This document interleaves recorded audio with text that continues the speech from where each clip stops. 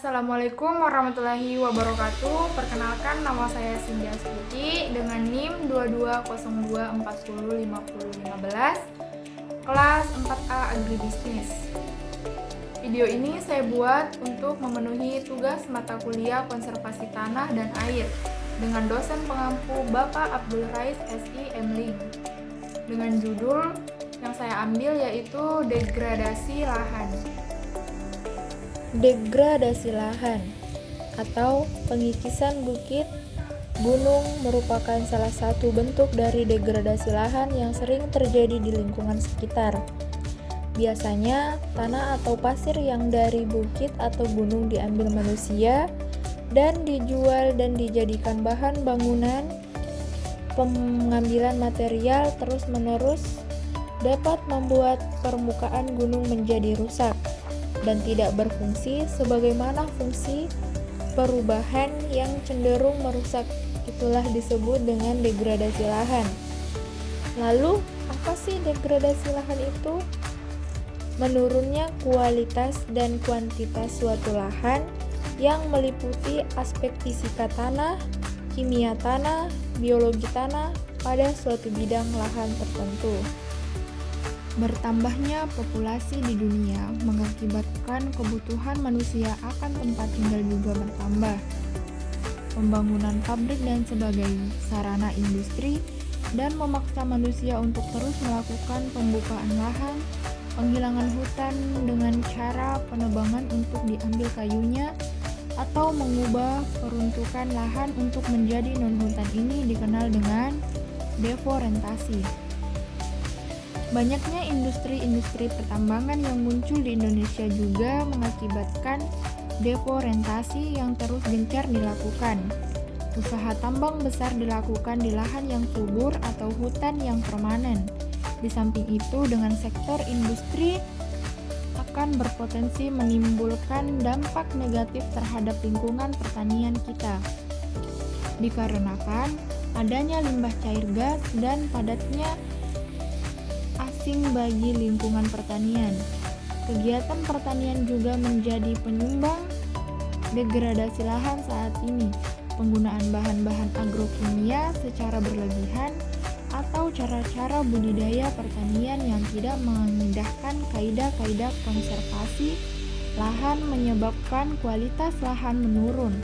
Sejalan hilangnya lapisan tanah subur akibat erosi dan pencicilan tinggi dan dengan dosis yang tinggi dalam kurung waktu yang panjang menyebabkan terjadinya kemerosokan kesuburan tanah karena terjadinya ketimpangan hara atau kekurangan hara lain dan semakin merosotnya kandungan bahan organik tanah. Penanaman secara monokultur tanpa adanya penggiliran tanaman akan mempercepat terjadinya pengurasan hara jenis dalam jumlah yang tinggi dalam kurun waktu yang pendek. Perubahan kondisi iklim ini merupakan salah satu akibat dari degradasi lahan. Tumbuhan yang berfungsi untuk menyerap panas dan meningkatkan penguapan melalui dedaunan akan hilang seiring terjadinya deforestasi terjadi. Pertambangan di sekitar gunung mengakibatkan semakin tinggi kemungkinan terjadinya erosi dan longsor karena hilangnya pencengkeraman akar akibat dari hilangnya lapisan permukaan tanah yang subur.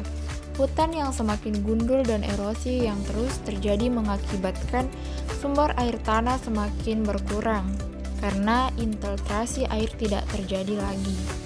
Selanjutnya, air impasan mengakibatkan bahaya banjir pada hilir semakin banyak.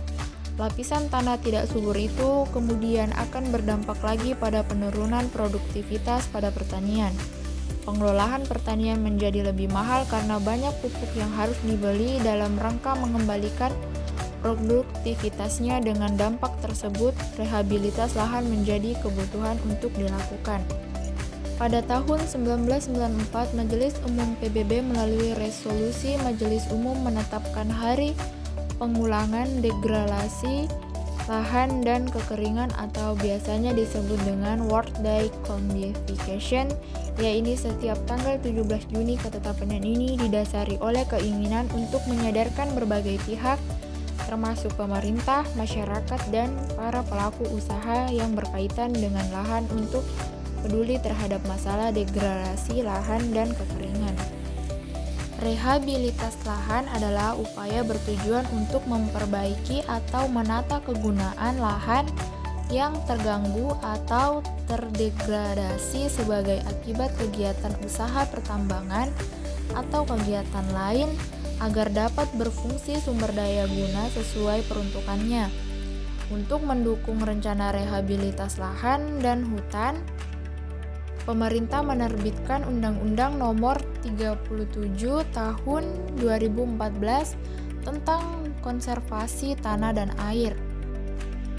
Tujuan dari terbitnya UU ini adalah melindungi permukaan tanah dari pukulan air hujan yang jatuh, meningkatkan kapasitas infiltrasi tanah dan mencegah terjadinya konsentrasi aliran permukaan, menjamin fungsi tanah pada lahan agar mendukung kehidupan masyarakat, mengoptimalkan fungsi tanah pada lahan untuk mewujudkan memanfaatkan ekonomi, sosial, dan lingkungan hidup. Cara seimbang dan lestari meningkatkan daya dukung daerah aliran sungai, meningkatkan kemampuan untuk mengembangkan kapasitas dan memberdaya kekuatan serta masyarakat cara berpartisipasi dan menjamin pemanfaatan konservasi tanah dan air secara adil dan merata untuk kepentingan masyarakat. Pencegahan degradasi lahan. Yang pertama, menggunakan lereng gunung yang curam sebagai hutan. Yang kedua, pembuatan sengkedan atau saluran pelepasan air pada daerah yang memiliki curah hujan yang tinggi. Yang ketiga, mengurangi penggunaan pupuk kimia atau pestisida. Selanjutnya, melakukan penggiliran tanaman dan menggunakan tanaman penutup yang tidak membahayakan tanaman pertanian. Bumi yang kita tinggali bukan hanya warisan nenek moyang kita, tetapi juga titipan untuk anak-anak kita kelak nanti.